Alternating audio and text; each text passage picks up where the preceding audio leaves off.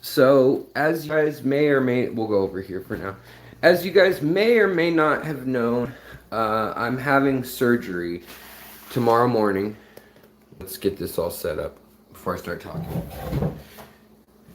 Alright, so yeah, tomorrow I am having surgery and it's on my jaw.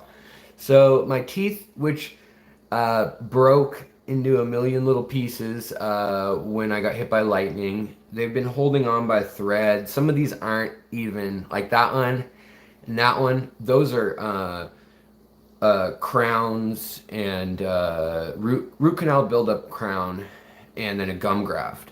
Well, none of that is working, and so after 9 root canals, pulling all my molars, basically the last 3 years, I think I put like almost 38 grand is the total that I put into that.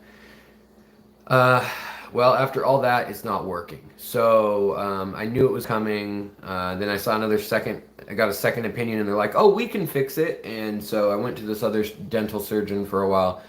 And the long story short, no, they can't. But they did do another crown and get another like 2 grand out of me, basically. So yeah, it's just the whole thing's been really tiring, frustrating, and painful. Right now, this tooth that broke like 2 weeks ago is really painful. So hopefully that makes it all better. The pain wise, I'm gonna start with they're taking out all these lower teeth. So there's 7 or 8 teeth left on my lower jaw, and I know I've looked kind of like a crazed lunatic with missing teeth and the big old gap I've always had. But moral of the story is that yeah, I'm actually going to be. Oh, don't start with that, David. Is it safe? Is it safe? Marathon man.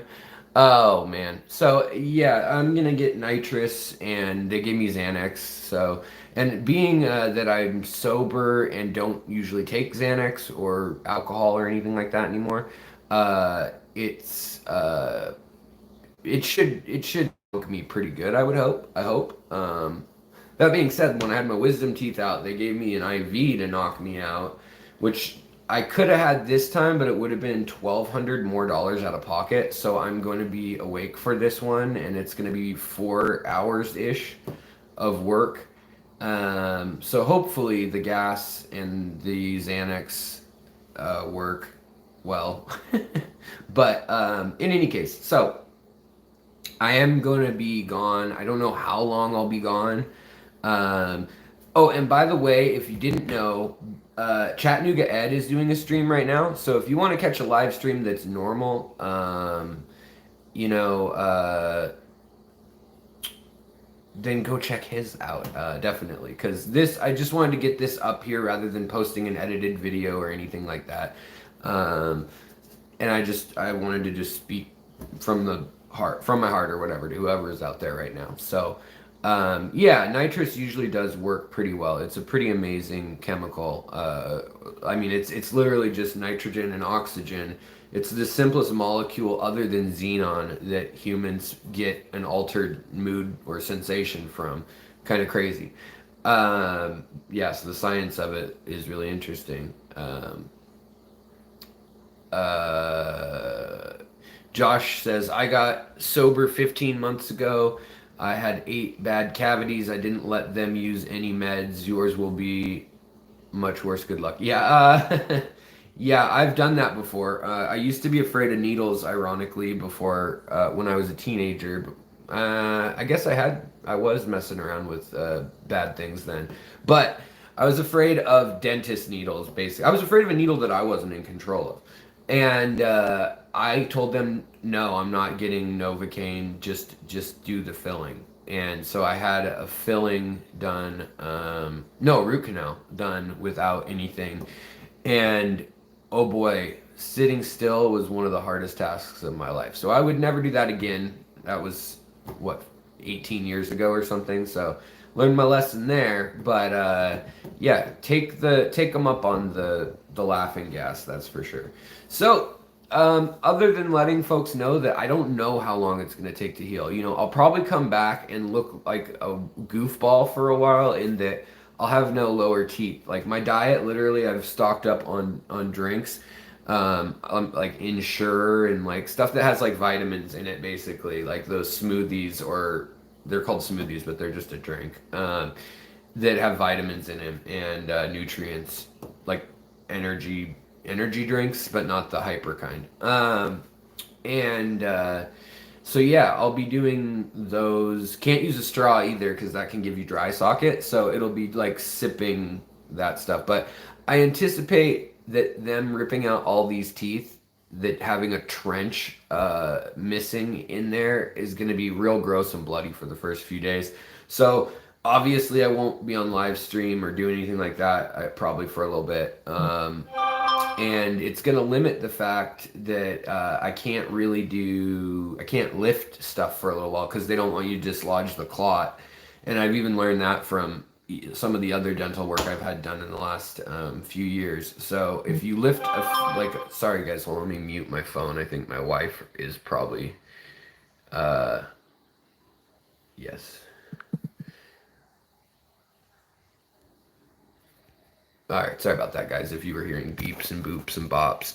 ADHD, oh, thank you so much. I'll talk about you to all my fish, and you will be in our fishy prayers, and be safe and healthy, heal fast. Thanks, Lamal. I really appreciate that. That's nice. Yeah, who needs lower teeth anyways? So, yeah, yeah, I've also got, whatever, potato soup and stuff like that. I could always eat spirulina, duckweed, make a duckweed smoothie. I figure I'll try that while I'm bored. Maybe make a hilarious video where I spit it out along with, terrible mess of whatever's in my mouth then. But yeah, I know. I feel bad for anybody. I see other people telling their stories about dentist stuff, and I feel bad. Like in America, especially, you don't, dental coverage. I pay $65 a month, and then I paid my wife $40 a month to be on hers. Plus, then I have supplemental because I knew all this was going on, and it still only covers 2,001 or 2,000. $2,000 even. One covers 1,000. One covers 500, and then it like covers things off a list, and then the other one covers 1,500 or something like that. And so that's like one crown or root canal. So for the sake of money and expense, a lot of people in the U.S. do really weird things or pull teeth themselves and all sorts of horror stories. So I mean, I feel for a lot of people out there that are messaging what they've gone through and stuff. And yeah, I mean, a lot of it is just bad luck, genetics and stuff like that. This was just literally like lightning hit, and the dentist and the doctors all said basically that it's like putting a hot dish into a cool bath of water. So if you've ever done dishes and you took something out of the oven and set it on a cool countertop or into the sink, it'll shatter, and that same differential in temperature plus any filling that I already had literally instantly melted or expanded, and it cracked the side out or blew off the tooth level, like when I got hit by the lightning 3 years ago. So it's been a weird process with this like slow, like, am I going to keep them? Am I going to get this? And then, I thought for a while that medical was going to cover it, and they would have covered an implant in every slot up to, which would be around $90,000 in the US, almost $100,000 when all is said and done for 34 teeth or whatever. But it looks like the cheapest dentures I can get, and then over time I'll be able to get 2 anchor points that are implants, and then I'll be able to do the top in the next, because I don't have molars much I've got 1 molar on the top, but I've got some other teeth, so hopefully I'll be able to eat for a while with the bottom ones. So long story short, I may sound different. At least, hopefully, I'll look better. Like, nothing is probably better than having these jagged, messed up, janky teeth. And, people have left messages like, you look like a crackhead, blah, blah, blah. Whatever it is they're going to say. And I laugh at first, and then I kind of realize, like, yeah, it does. it is a first impression, and I don't want people like coming across the channel and like thinking like, what's up with this guy? Why doesn't he take care of himself or something? So I don't know. I just wanted to make it clear that I am doing that. It just takes time and money and everything. So let's see here. Kevin, thank you so much for the super chat sticker, buddy. And Natural Aquariums found out today that my son has a tumor under his teeth that needs to be removed. Thankfully, the Seattle Children's Hospital is helping out. Oh, good.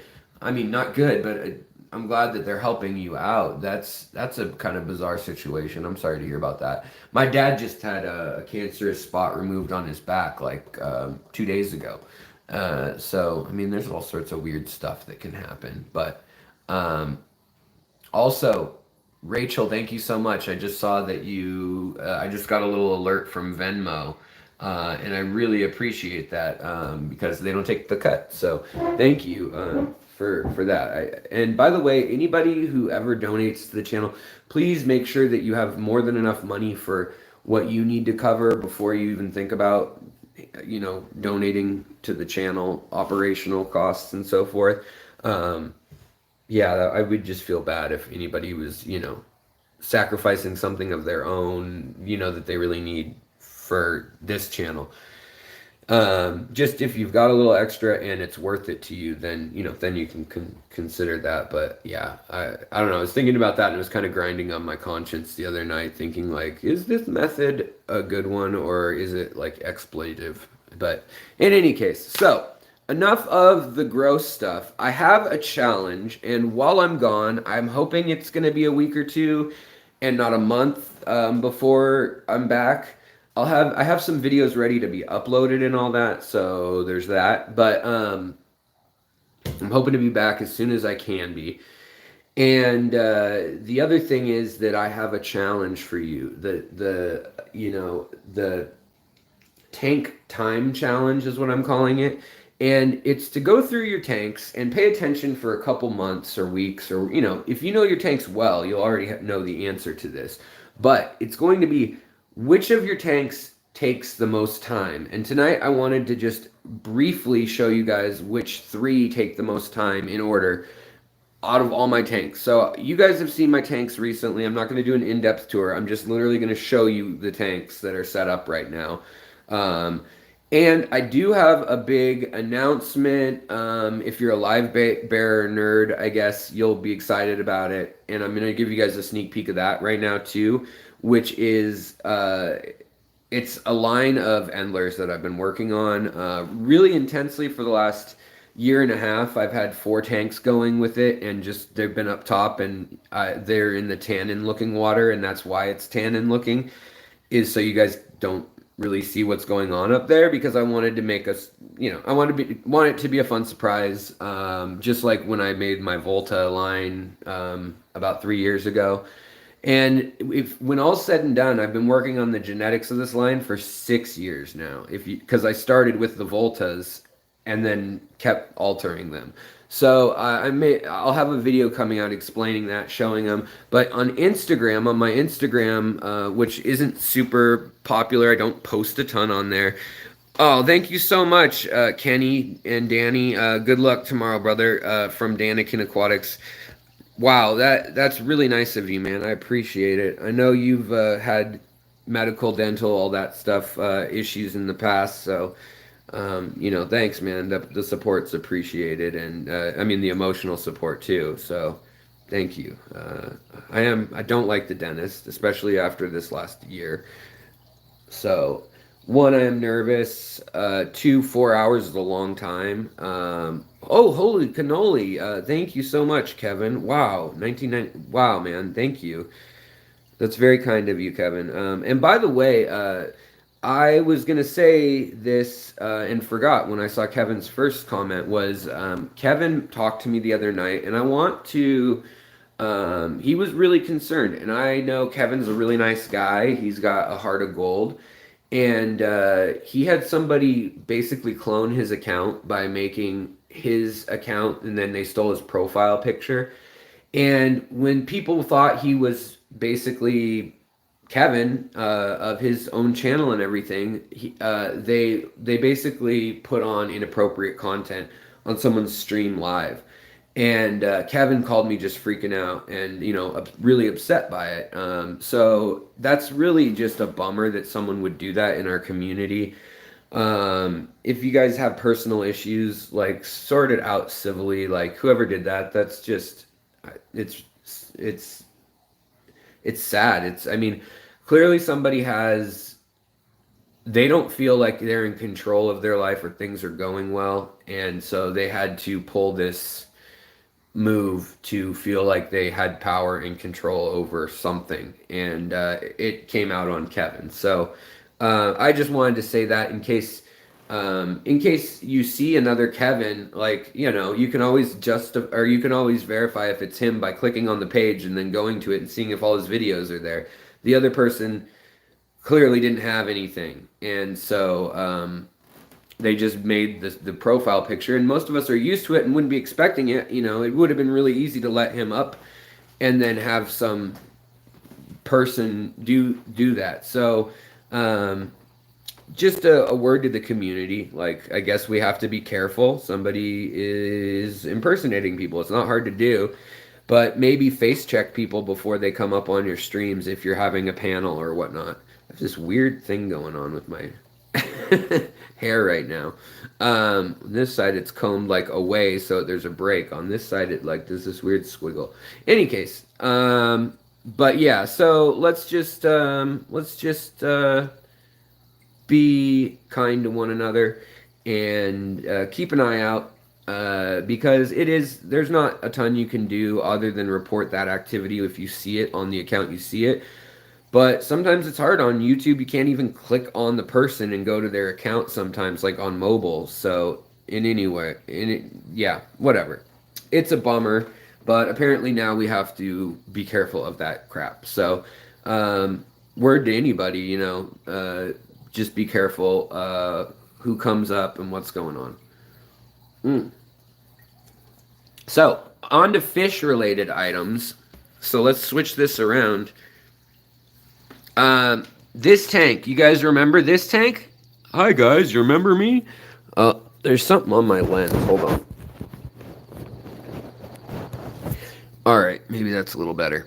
All right, so on this tank, there was algae, if you recall. Very thick algae everywhere. Staghorn algae, almost 2 inches long.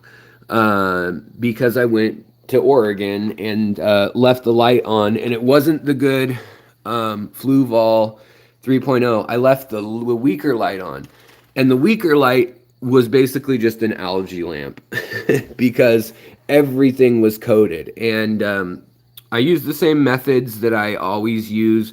They're in other videos and you can check it out.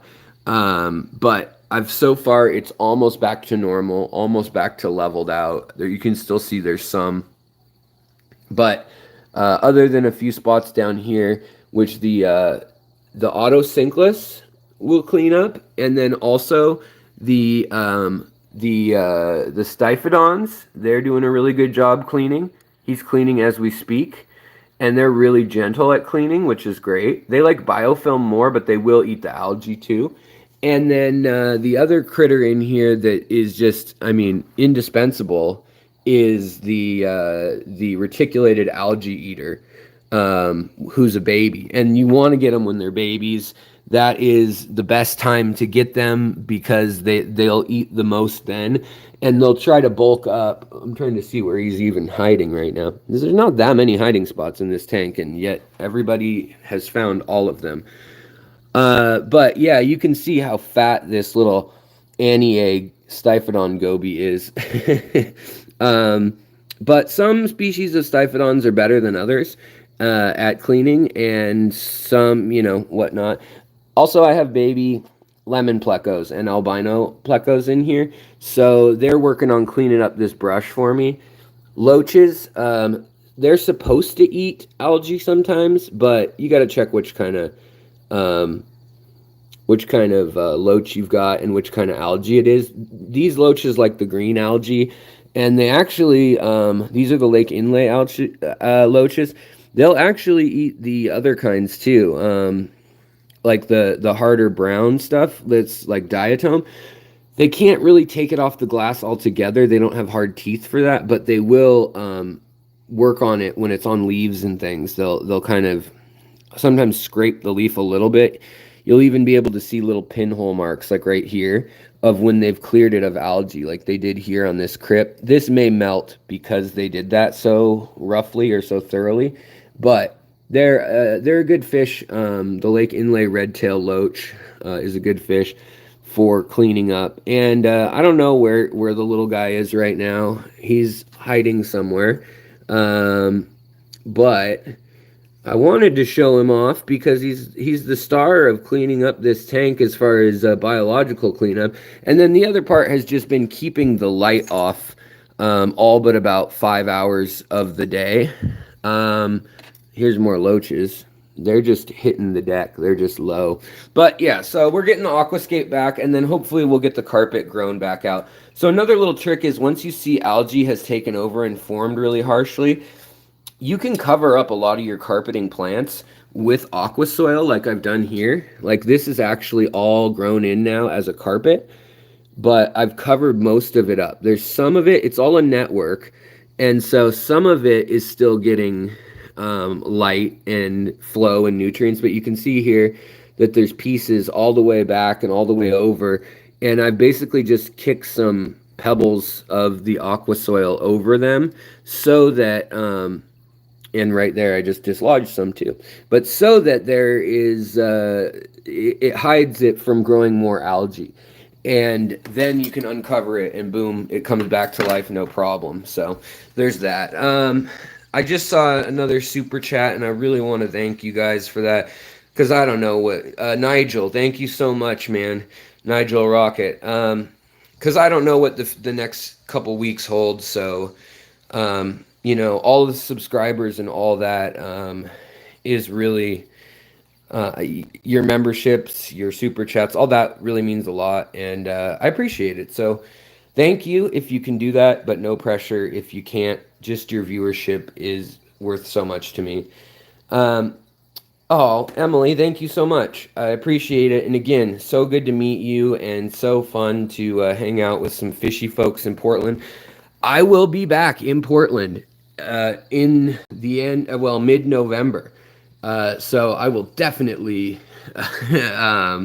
you just joined, but why goodbye? I am having jaw surgery. So they're actually going to be, they're going to be cutting away part of my jaw, and then they're going to be pulling out 8 teeth, and then they're going to be drilling the 2 implant holes, and then they're going to let all that heal for a month to 3 months, and then they're going to cut out the implant anchors from the gums, and hopefully they'll have taken to the bone, and then I'll be able to get a lower denture or prosthetic for the front teeth there. So that's what we're working on right now, basically. I did think about going out of the country. I have some other health issues, plus right now with the whole epidemic thing going on, it's not the easiest to deal with, and so I decided that, you know, I'm just gonna suck it up, pay an extra few grand of what I would have paid elsewhere. Now, if I'd done top and bottom at the same time, then it would have been, I would have like needed to go out of country. But yeah, so what I wanted to show you guys, and there's going to be, there goes a lot of entertainment for your week. Well, Rachel, I do have 780 videos if you are interested in watching old videos. There's the playlist. Plus, if you just go searching on the channel, there's some that never get any views, and I work just as hard on them. Clearly, production. Yeah, I'm getting gills installed. Green Ghost, right on. Hey Bentley, what's up, brother? But yeah, I mean, it's yeah, it's a bit of a serious operation. ADHD, thank you so much. Healing Teeth Energy, $5. I appreciate it. So what I released on Instagram was a teaser photo, but right here, he's my king, and I'm calling these patchwork bell-bottom endlers, and they actually have Luke Roebuck, or now I'm calling it Bentley Pasco's line, of Hawaiian Moscow guppies. So they got this really beautiful iridescence that won't show up at all in filming. And then they have this blue across their body that looks kind of silver here. And then they do have a true black, but it's actually navy blue on their tail. Like if we get the light a little, like if we scare them out under the light totally, you can see it's like a lavender and a blue. Some of them are 3 generations ago, some are 2 generations ago, and then the ones with the good splits in their tail, the nice lyre tail, those are the most recent ones. And those are the ones, they're breeding really true now. This is the 13th generation since I started working on this project, and I already put together a video where I go through the genetics, but I have to have some secrets, and so I kept that a secret. But I am going to reveal the secret in that video. Not that it's a big deal. I don't plan on making millions off these things or anything. And in fact, I just wanted to make a fish I hadn't seen before that had the big flared out lyre tail, and then in the center notch of the lyre tail, I wanted them to have that checkerboard pattern. It happened on accident about 5 generations ago. And then I've been selecting for it more and more. And then now I've been just trying to get the body and the top fin to have that checkerboard. And finally, like here, we've got the checkerboard tail going into the yellow tail with checkerboard on the inlay of the tail, at the V. And then the top fin on this guy has checkerboard too. So he'll definitely be the one that I spawn with the ladies that are my favorites. But there's a lot of different Endler genetics and one guppy strain, which is Bentley's. Azuravian 2, thank you for answered question, and also the people on your Facebook page who help out. Oh, thank you. Yeah.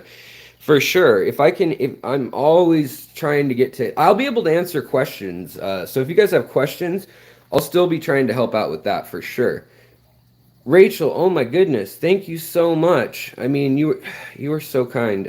Plus, that camera, I've used it. You've seen footage from it, so just thank you so much. I really appreciate it. I'm still really grateful for your content, and I really hope the implants go well.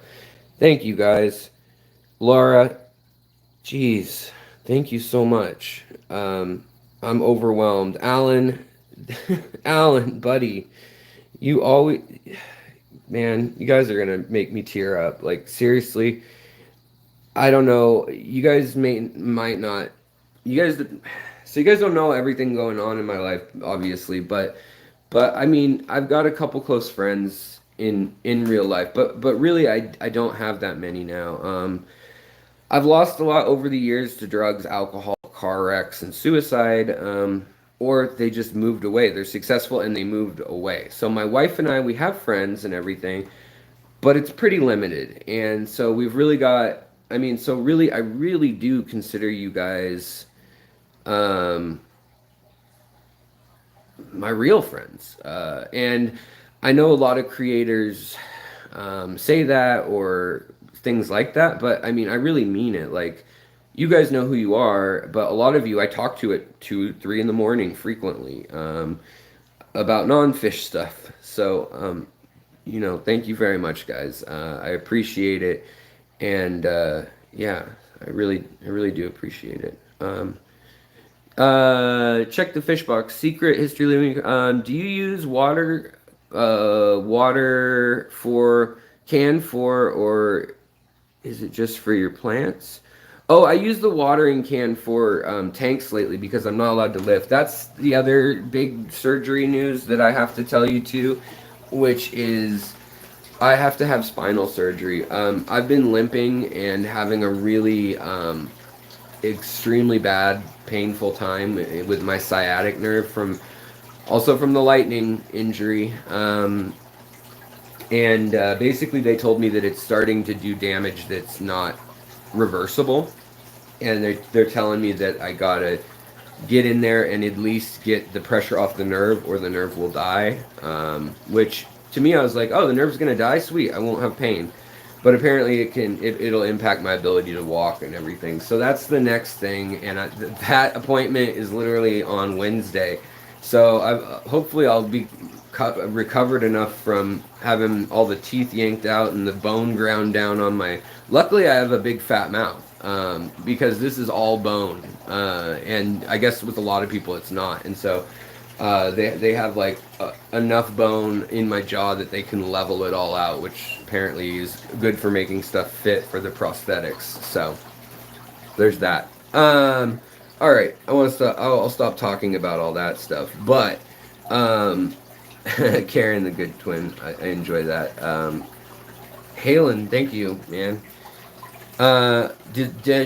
Marcy, you got degenerative disc disease, 3 spinal neck surgeries, you feel the pain. I know so many of us in the fish keeping community have dealt with a lot of medical, emotional, PTSD, I mean, all sorts of different issues, and I mean, I can understand and sympathize with a lot of them, I really can, and to me, that's why I love this hobby, is even when I'm really down. It's funny you ask about the watering can, because literally I haven't been able to use buckets. I've been having to use the watering can, and so I've been filling things up 1.5 gallons at a time because of my back. And I've got like 400 gallons right now running in the house, and I know that's nothing compared to some people, but doing it 1 gallon at a time has not been great, other than I've gotten to reacquaint myself with my tanks all over again, which is rather nice. All right, let's see here. I'm sorry to hear that, Jake's Aquatics, man. Yeah, I mean, that's why we all got to be friends. We can all keep in touch on the Facebook group or on the comment section. But I mean, that's really what I built the Facebook group for, was so that we could chat if we're not in a stream, you know. Hey, Detroit Shrimp and Aquatics. So yeah, thank you so much, guys. I want to issue a challenge though. So while I'm gone, anybody who has a YouTube channel and feels like taking on this challenge, I want to help educate each other. And I do have like a big Python system. My Python system doesn't work because of our pressure, but it is. I have a pump system that I can plug in, and that'll work. And so I can drain things, but I still have to refill it the old school way. It doesn't pump the water well enough. It only, like, the tanks are high enough that I can drain them out and down with the pump, but going 100 feet, it's not a strong enough pump. I could just buy a stronger pump, and that's what I'll probably end up doing. But it's also a pain to have a 100-foot coil of tube with water in it, and then like getting it to clear. It doesn't want to clear. You have to go foot by foot and like shake it out, just because of, I guess, water tension maybe. But in any case, let's get to this challenge. So I'm not going to answer any questions for a moment until I do this little thing. But basically, I want to ask people, if you have a channel, if you keep fish and you want to post a video. So you guys know I have this 50-gallon approximately with the filtration and all the water and the hang off the back, which is negligible. But with the filter and the water in the tank, we've got about 50 gallons, 48. Then we've got, and it's got CO2 running here. I change the CO2 halfway through the day, usually in the afternoon or when my wife gets home, and pop it over to here. Wow, these guys are all suspiciously hanging out in one spot. What are you guys up to? So then we've got this aquascape. Now this tank is a little different. It's hang off the back, but it's also deep substrate with lava rock and a plenum and a little power head that can be turned on in there, that opens up to a cave here and a pipe with holes drilled in it, so it can use the whole substrate medium as a filter. Hey, here's the Algae Eater. So that's what you want right there. If you're ever getting Algae Eaters and you need like heavy duty stuff done immediately. You want the kind with the little diamond on its tail. You don't want the one with the line all the way down the body. Those are okay, they're fine, they will eat some algae, but the reticulated, or the reticulatus is the Latin name on this algae eater. This guy right here has a very fast metabolism and relatively peaceful as a young fish. Not bad looking, but that diamond on the tail and no other stripes or body markings. He is the champ. And I have one in here that's almost 7 inches long also, which last stream we thought he might have gone MIA because he jumped out of the tank. And then I put him back in, and I thought maybe he didn't make it, but he's fine. He's fat and sassy as ever. So we've got those 2 tanks, and the question is how much time, or which of these tanks eats up the most time in maintenance and moving around cords and all sorts of things, you know, moving around filter media.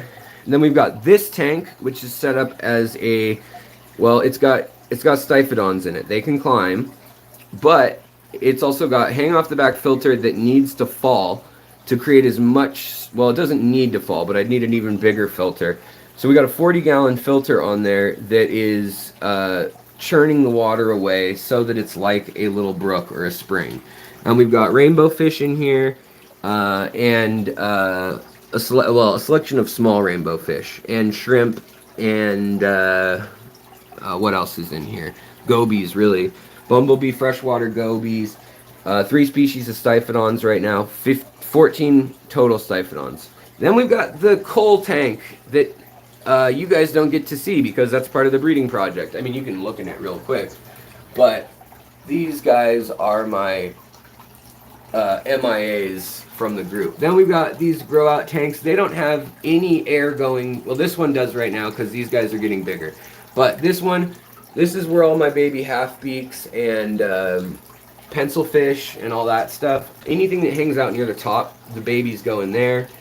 This is my unheated tank, but the room's in the mid 70s, low 70s. So this is where a lot of bettas and stuff go. This has no filter running right now. It's just cycled up. And there's a ton of ton of ram's horn snails in there, and there's a ton of young bettas that are about 1 inch long. Up here, we've got the betta imbolus tank and a betta minutia tank, and then we've got 2 Endler tanks. You guys probably always see them, but these are where I've been working on the line breeding. These are where I've been working on the bell bottoms, the patchwork bell bottom fish. And then also that tank. You'll probably have noticed on live streams for the last year, the lights, well, since I've been in this house, basically, the lights have been off on those. And that's because I've been kind of a little bit sneaky about it, because I wanted to show you guys something cool rather than to show you guys the process along the entire way. But it's been a good 3 years that I've known I wanted to head towards something kind of like that once I had a fish that popped out of nowhere with that checkerboard really wide lyre tail, and I never got another one until very recently, so it was kind of like chasing this white whale of a fish. Then we've got this tank. It's got a hang off the back filter that's small, and it's got a sponge filter. Then we've got sponge filter for the Turkana jewel cichlids. You can see here they're messy, but they're growing so fast. Got these from Kenny. Then we've got my Goodyead / Pea Puffer tank, which is still working out well. Then we've got my paradise fish and barb tank and pandagaras. We've got a 40-gallon breeder that is a bunch of different community fish. If you guys recall, these guys all had, well, not all, but a bunch of them had ick at one point. Also, here's another, this is probably 4 generations ago, this little guy from the same group. And then also, we have some of the young buffalo head cichlids in here, all planted, all substrate, 2 hang off the back filters. This is a 40-gallon breeder with 2 80-gallon hang off the back filters. Obviously a little potted thing that has rice fish in it. These guys are the haplochromis. There's only 4 haplochromis, then there's 4 mustard catfish, and 1 crib in there. Then we've got the low boy tank.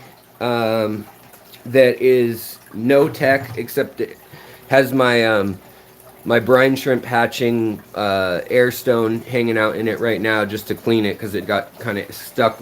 Even though those are uncloggable, it had salt encrusted all over. Then we've got my chocolate gourami tank and CPD tank, which is set up for breeding, hence all the grass. My killifish tank with the least killifish, the neocaradinas, and the rocket killies. The gold 10-gallon tank with no nothing going on in it other than a sponge that is cycled, but it's not bubbling or anything right now. It probably will be when I try to get them to breed, and I'll probably put tannins in when I really start trying to spawn these guys. These are the little beautiful jewels of the arguably the smallest fish in our hobby. They're about 1/2 inch to 3/4 of an inch in length, very slim body, and they're the gold ember or amber, depending on who you ask, barbs. And then they're in here with the Lucas Brett's shrimp line that I've had now almost 6 years. As well as these reds up here are also from the world's reddest and the world's bluest that I think 2017 he won in competition with those. Then we've got this tank, which is another fall tank to make lots of aeration. Then we've got half beaks up here. Some are middle-aged that are growing up. Well, scared it away. Some are older. And then the babies are up in the other tanks up above. And then underneath that mass, we have Gilbert Eye. And we have the Mormorid, Mordecai. What are you doing? Mortimer and I'm already spacing on what I named the other one when I had the two, but that died from the heater electrocuting him. But yeah, so we've got the special Mormorid. I need to feed him every day by hand, basically. Like put him right in front of him with a turkey baster and slowly feed him either bloodworms or live blackworms. He's just special that way. And then we've got the buffalo head cichlids, the blue lip buffalo head cichlids in here with him. This is the most cichlids I've ever kept at one time, that's for sure. And then there's still some rice fish tanks outside. There's still a least killifish tank in the world. And then in here we have, and we can confirm it now, which is nice, we have baby CPDs. So those are little CPDs swimming around, celestial pearl danios. We had put all 9 of the CPDs in here, let them hang out for about 2 weeks, and then we pulled them out. And this whole tank, the setup is my most recent tank tutorial setup. But then we also have right here, if it'll focus, the albino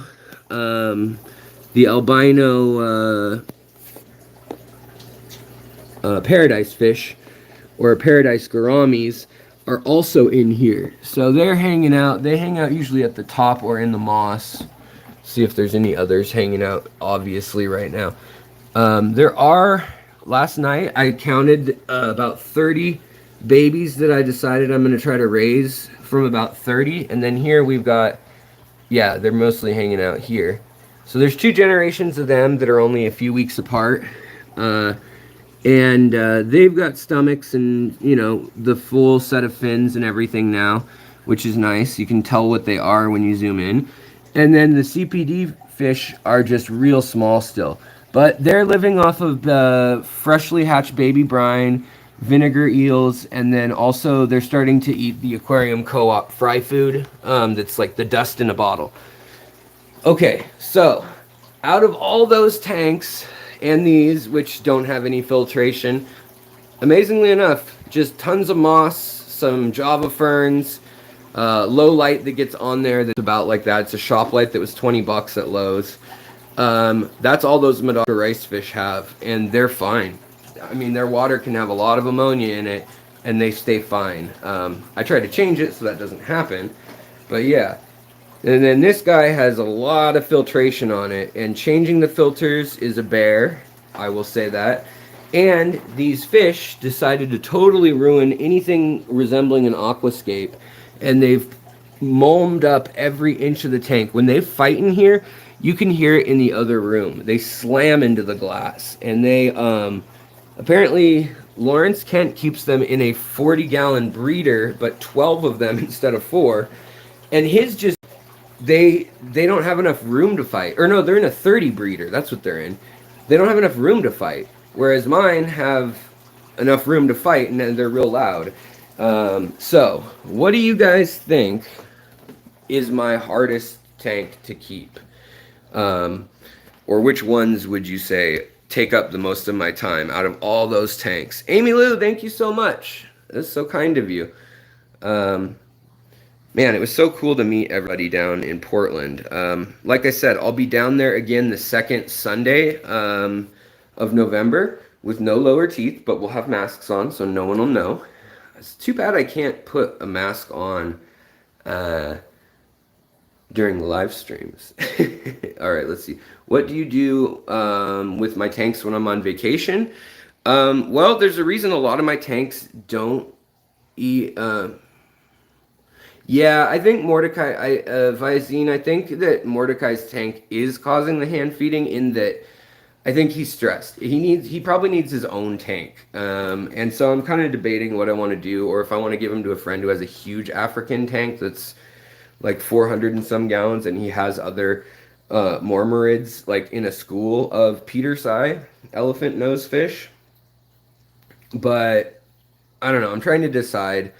But they're really sensitive fish. They're very emotional. They're a communal fish usually, or completely solitary. It's like one or the other. And I feel like he'd be happier with friends, probably. Probably. Or they'll all kill each other.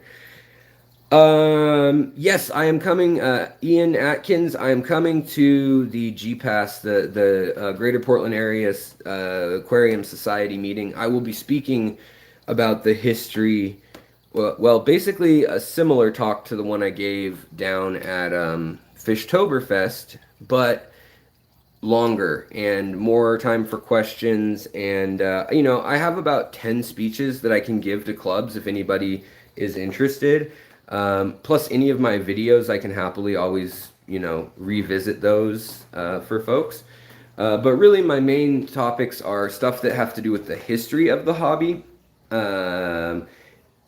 As well as evolutionary oddities, such as like fish changing gender, or the fact that carotenoids actually have to do with the health, not just like the color shows for mating, but it directly has to do with the vitamin content in all the other parts of the fish's body. So you can tell by how vivid red or orange is in a given species. You can tell how much access they've had to a limited resource, basically, which I think is amazing. So, all right, let's see here. But yeah, so I'll be down in Portland for that, and yeah. So to say which tanks give me the most time, and just if you decide to do this and you want to do a hashtag or something on your channel, just say tank time challenge or tank time. But I'd just be interested to see everybody, like what tanks consume all the time, because it's not what you would expect usually. Another Z, get some rest, buddy. But it's this tank that takes up most of my time, and that's because this gets a water change every 2 to 3 days. These guys need very fresh water to stay colorful. They really do. And what happens is the plants act as a catchment for all the fish poop and debris and mold. Now, this is just, there's nothing special about this substrate. It is sand. And I'm actually kind of testing out what crypts will grow in just sand with mulm that settles in it. But everywhere I have a plant, and I just cleaned it, but you'll see this is one day. I cleaned it yesterday so it was spotless. There's already all this snail poop, and the Siphodons really, they eat so much of the biofilm on the rocks that they poop it out instantly. Right on, CJ. I'll be stoked to see you there. Meet you. And so I'm always using the turkey baster to pull out these little bits and bobs of stuff. in here. I'm always scraping the algae off some surfaces, but then trying to grow it with the light on others. Because of that, I'm always cleaning this filter. I want it to drip, so I've clogged it, but mechanically, not with muck. And I want basically it to be like a trickling stream. And then also I have to watch the KH and GH hard enough for the shrimp. So this tank is probably the one that takes the most time right now. Plus, I collect the eggs from both the thread fins and the luminatus pseudomagills, the red and orange ones. They lay eggs up in this hornwort. And yeah, $5 from Rachel. Thank you so much. Got the $14 cube from Petco because of your video. How many pea puffers could I put in there if it's heavily planted? In a 14-gallon cube? According to some people, 3. According to others, 10. According to me, I'd probably, in a 14-gallon cube, I would build an aquascape that's kind of like an island, you know, like a bundle of sticks or rocks in the center, and then pieces sticking out, and maybe some lilies in the center, and some, you know, fine little plants tucked in around there, or in the corners or something, or even floating all around the top, get like red root floaters, something like that, and some sawasser tongs so they can hide in it. But pea puffers, if I have a video, I have a few videos on them, but one video I go through and specifically talk about how they have a hierarchy. So if you get males, the males are going to be, one alpha male will be perched up here. The other may be perched here that's not alpha. Then the one below that might be all the way on the bottom, sleeping in a corner or in between some rocks. And then the females usually sleep in eyesight of that paired male that they're kind of ranked as when they're in small groups. When they're over, say, 10 or 15 to a tank, then all that goes out the window. But when they're in small numbers, they have a pecking order that they follow really closely, and the most senior or dominant one gets to sleep highest up in the tank usually.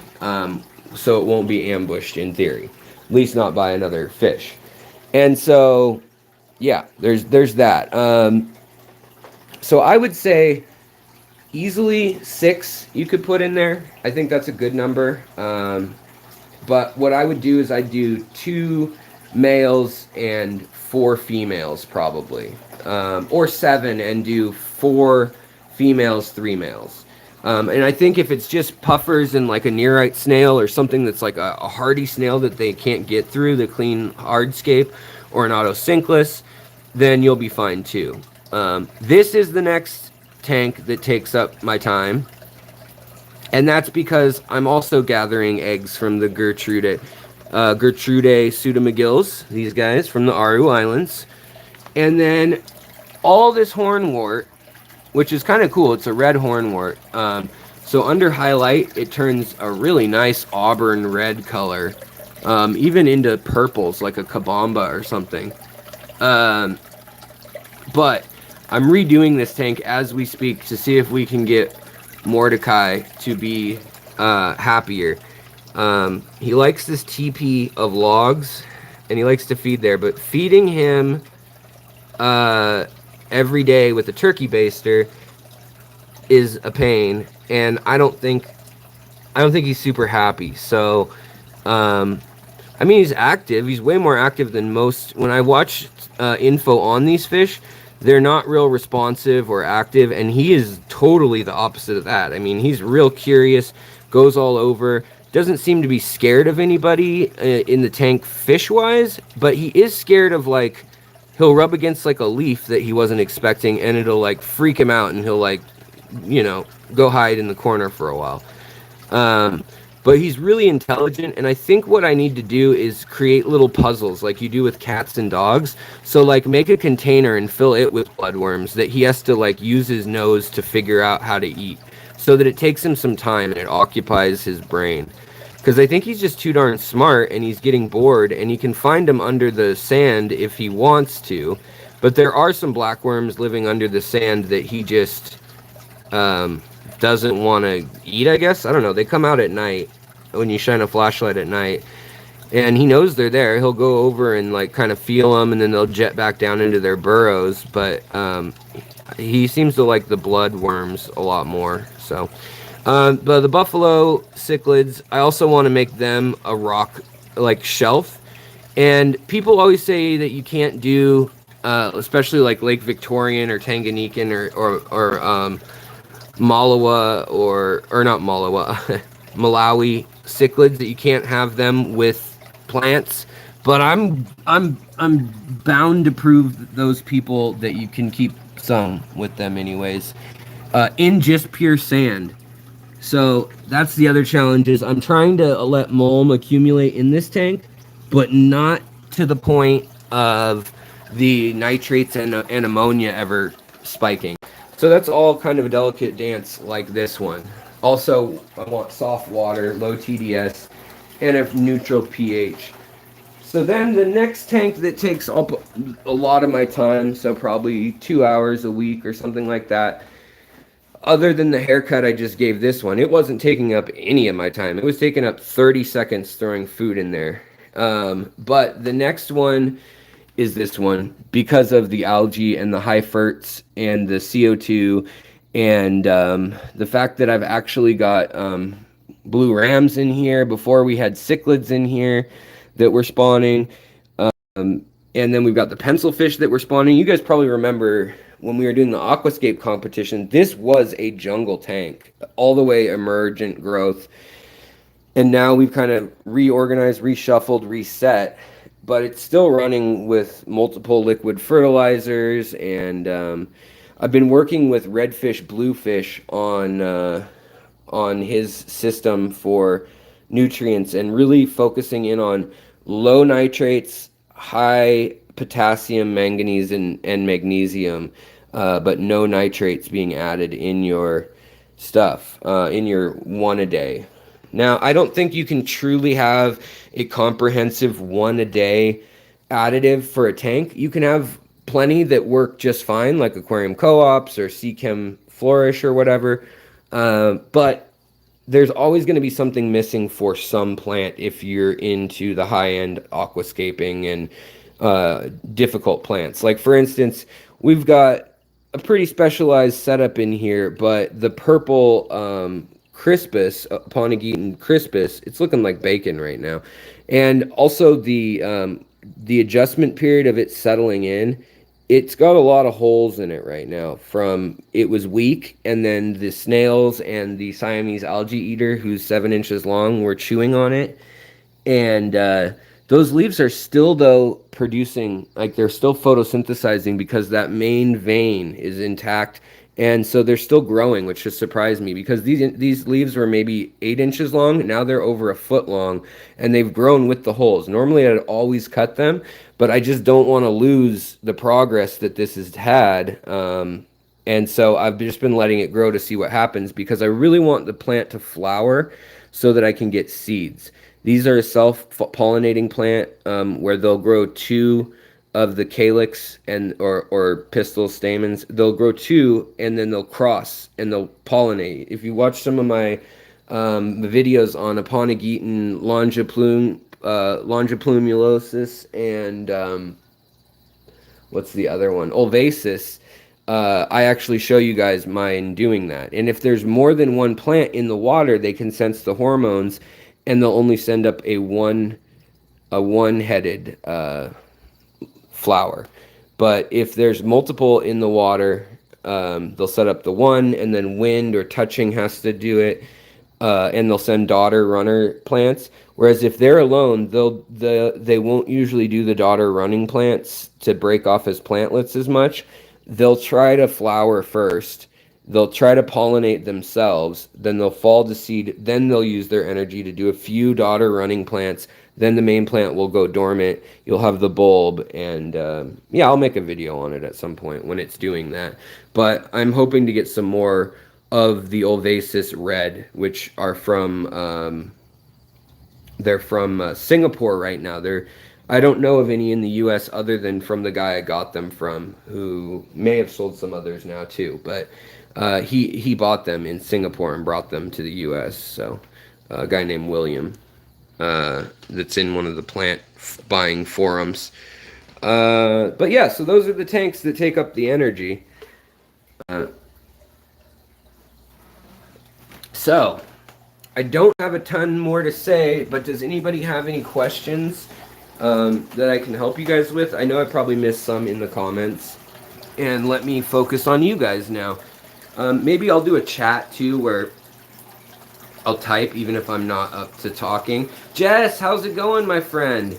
Jess has just gone through similar stuff as me, so I'm joining the party tomorrow morning. All these are going to be gone, and then this is going to be flattened out. And I was told to expect pain, especially because I'm trying not, like, you know, they offered pain pills, like prescription, and I didn't take them up on that. I'm going to do ibuprofen and stuff, but there's going to be a lot of meditation and staring at my tanks. But I'd rather not get into taking those right now. So, again, you know, I had to take them when I was in the hospital in January and an IV and all that. And as someone recovering and sober for about 13 years now, I can deal with it. The pain I've been going through so far since the lightning is nothing compared to that pain. Probably it's just I'm assuming that pain will be more the annoying kind. Like I'll want to hop on YouTube or I'll want to mess around in the tanks or lift stuff, and I won't be able to because I'll have a bunch of gauze in my mouth, and you're not supposed to raise the blood pressure or put your head down or it starts bleeding. Father Fish, hey, what's going on? Awful late for you, huh? Hey, fake name, what's going on, buddy? Let's see. Yeah, it's been a long time coming. I was going to do this whole procedure like almost a year ago, and then we got the house, and so had to put everything on hold. And this is what happens when you put dentures on hold for a year when you need them. Manes, tails, fur, and fins. Yeah, there will be pain, and Alex, get them just in case. Yeah, I mean, I may. Yeah, I may.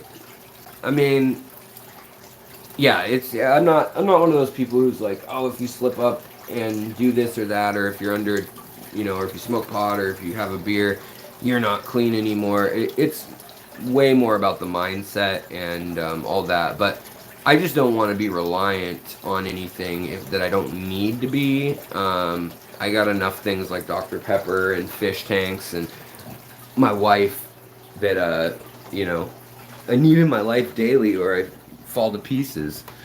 So, yeah. So, but, yeah, it is about a journey. And I don't care what anybody else does. I mean, I don't care if people want to do their chosen substance all day, every day. I mean, as long as they're a kind person and they're getting the stuff done they need to get done and or helping their, you know, being good to their plants, fish, family, friends, great. Do whatever you want. It's just about how you are as a person is the bottom line in my mind. And I wasn't the most motivated person when I was drinking or smoking pot every day. Well, that's not true. Pot never really demotivated me. It gave me really crazy ideas of, I'm going to be an artist and hitchhike the country for a year straight. That's just being young, too. Also, I got a bag of HTH sand, pool filter sand, and it was only $12, which is up from $6.99 a year ago, but still not bad for a 50-pound bag of sand. And I've got that cube and that 90 long, so I really, really want to escape those tanks. So it may be, if I can't talk right still, I'm told that I'm gonna like have some difficulty speaking. One from the swelling for the first half a week to a week, but then the just like the reorganization of your palate with your tongue and everything being a little off, and having the gauze in there for it'll be at least a week, he said, with the bone leveling thing they're doing, and then the bone graft. Hey T-Bone, thank you so much for the super chat, brother. I know what you shared in the other stream this evening. I mean, that's awesome to hear. You're about your sobriety and all that, man. Right on. It's awesome to hear when the hobby helps people, and motivates them. Something's counting on you, and it always was, but something's counting on you, and you get that reward, that feedback of seeing when you put energy and time and love into animals and plants, and then they make more of themselves, or you line breed something that you create out of what you're thinking and how you understand nature, and then you make it comfortable and happy enough to actually facilitate that, and it's really magical. And at times, you worry about if you're getting burnt out on things, or what you would do if you did get burnt out, that kind of thing.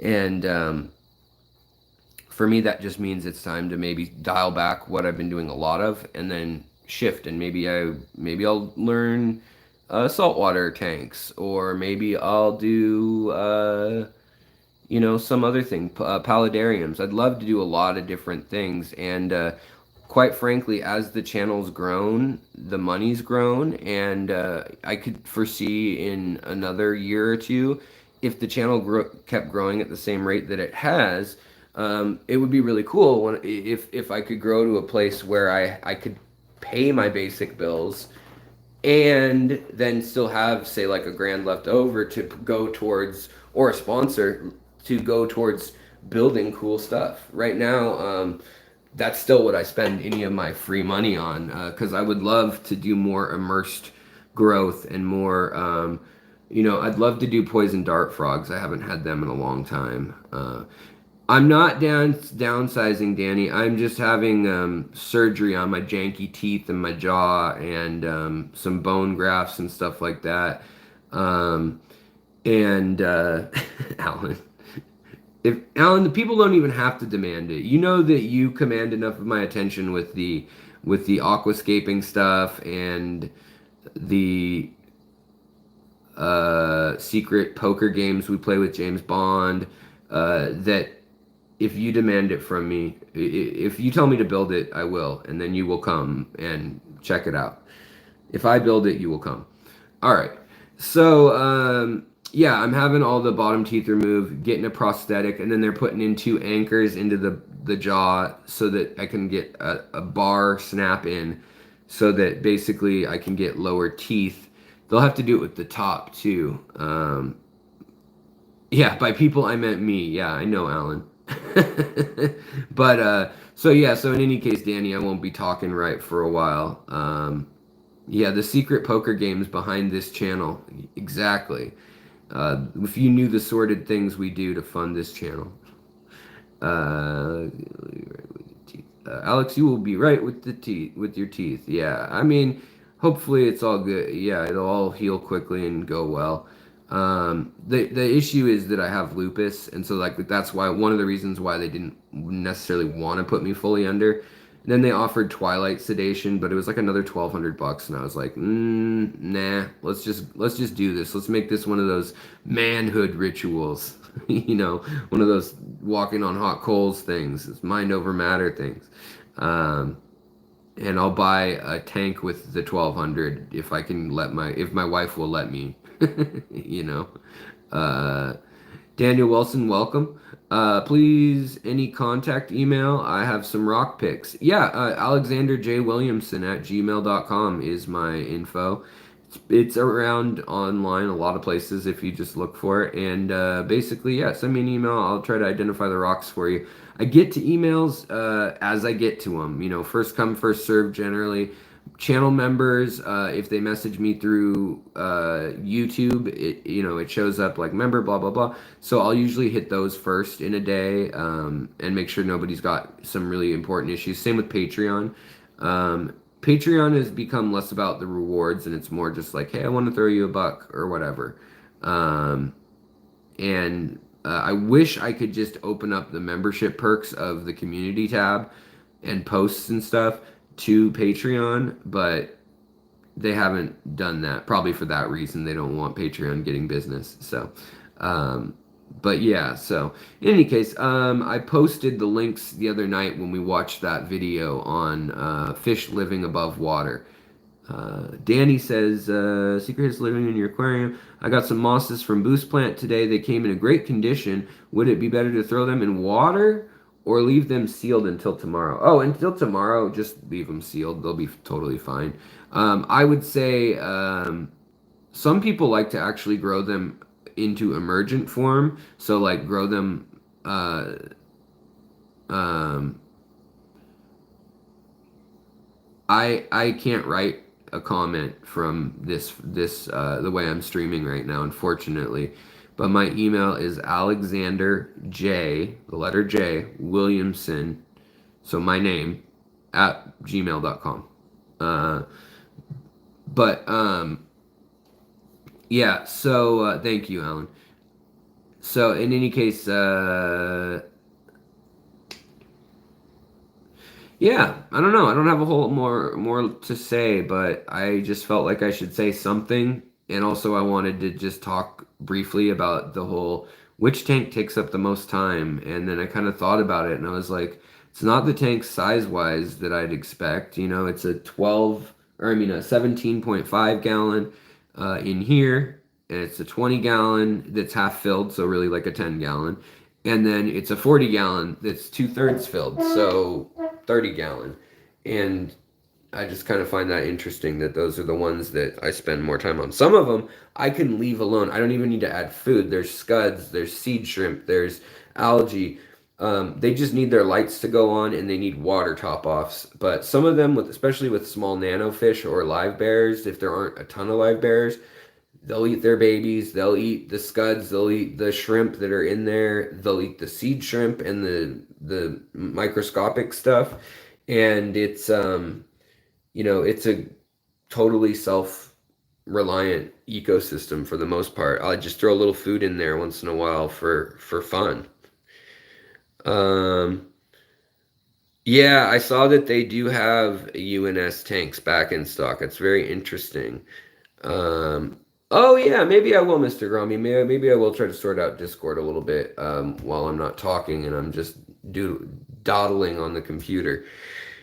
Good luck with your dental stuff. Yeah, all right. So I'm gonna sign off because I don't want to trample all over Rico, who I know is streaming tonight. I've already trampled over Ed's stream, and I try not to trample too many streams or too many people's streams in the same year or week or month or whatever, like it happens from time to time to everyone. But I already reached out and said, sorry guys, that I was gonna stream. But thank you so much, guys. If anybody needs help with anything or questions, I'll probably be literally laying in bed the next 2 or 3 days.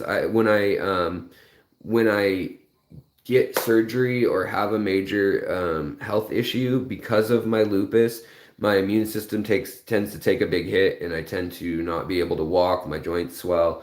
I'm on biologics plus chemo medication for that keeps my immune system down. But then I have to avoid people too, because my immune system's down. So yeah. Oh, good to see you, George. Man, I gotta come visit you someday. I'd love to see all your stuff and your cool corals now. Uh, Nice, picked up a 20 high at Petco. Right on, Mark. By the way, your Instagram's always great to look at. Same with Nirvana Aquatics. That's another great Instagram channel. All right, guys, and great northern aquascapes, northern scaping. I can't remember the name of it, but that's another great one out of Canada. Thank you so much, guys. Though, honestly, the community, the support, all of that is just it means a lot to my heart. On top of just the logistical side of it, the logical, rational side of it. But I didn't want anybody to think I was just being lazy or hiding or fell off the face of the earth. And so I figured I'd give you guys the heads up that I don't know if it's going to be, I don't know if it's going to be 5 days. I don't know if it's going to be 20. And neither do the doctors or the dental surgeon. So we'll see. Hopefully it's like a week and then I'm back. But yes, I'd love to do another Aquarium Guys episode. And in fact, Robs and I wanted to do a side segment / show, and we're trying to figure out where to do it. But we basically wanted to argue over like issues. Like we'd play devil's advocate. One of us would and the other one wouldn't, and we'd basically have a debate in like jokingly, but in debate form. We would go over like endlers versus guppies, feeding goldfish versus not doing live feeding to fish, or at least not using goldfish. Just stuff that people argue about in the hobby. Should we allow fancy goldfish? Yeah, feeder guppies, exactly. Uh, no more Dr. Pepper for a few days, too. They told me no carbonation, so it's been a long time since I've gone without that, but should be good. Um, Thank you so much, T-Bone. Have 2 days, then I hit 6 month membership. Right on. I really appreciate that. The memberships are so awesome. Um, I know that like it's $199. Some people choose to pay more, but $199 means so much, especially when it comes from a group of people that are here and interacting. It just lets me know the next month that, all right, the electricity bill, which in Seattle comes up to like 200 and something a month right now. It's pretty high. Um, and most of that's me in the fish room. And, then you got food and all the other stuff. And I like to feed them frozen food and fresh food when I can.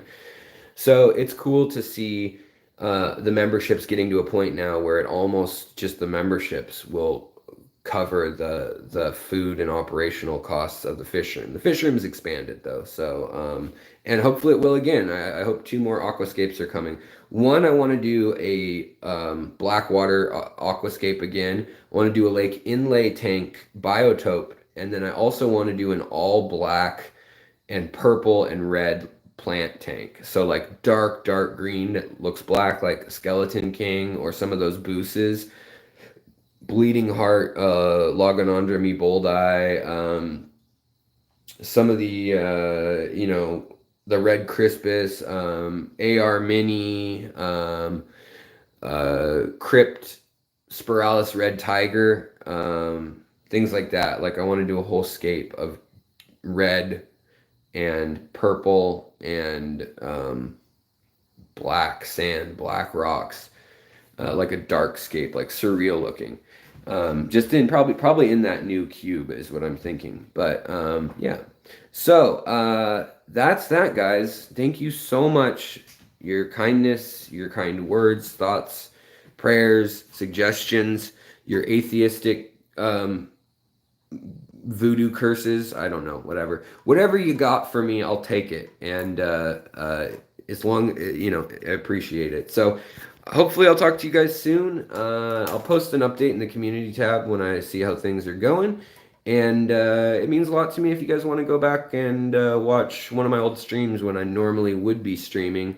Drop a comment maybe if you enjoy it or whatnot. That does a lot for the channel. So, and it's free. And maybe you'll find something interesting, or maybe it'll suck, and you'll be like, Alex, this sucked. You've gotten better, or this was better. You suck.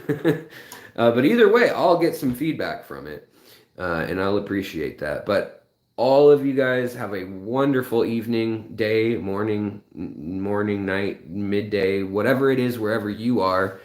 And I will talk to you on the dark side of the moon. All right. I'll talk to you guys later. And thank you so much, everyone. Chevy Fish, hey. So good to see you. Thank you, mods. Thank you, lurkers. Thank you, super chatters. Thank you, Mr. President. Thank you, Mr. Rogers. And thank you, Mr. Magoo. All right. I think that sums it up. Have a good one, guys. Bye.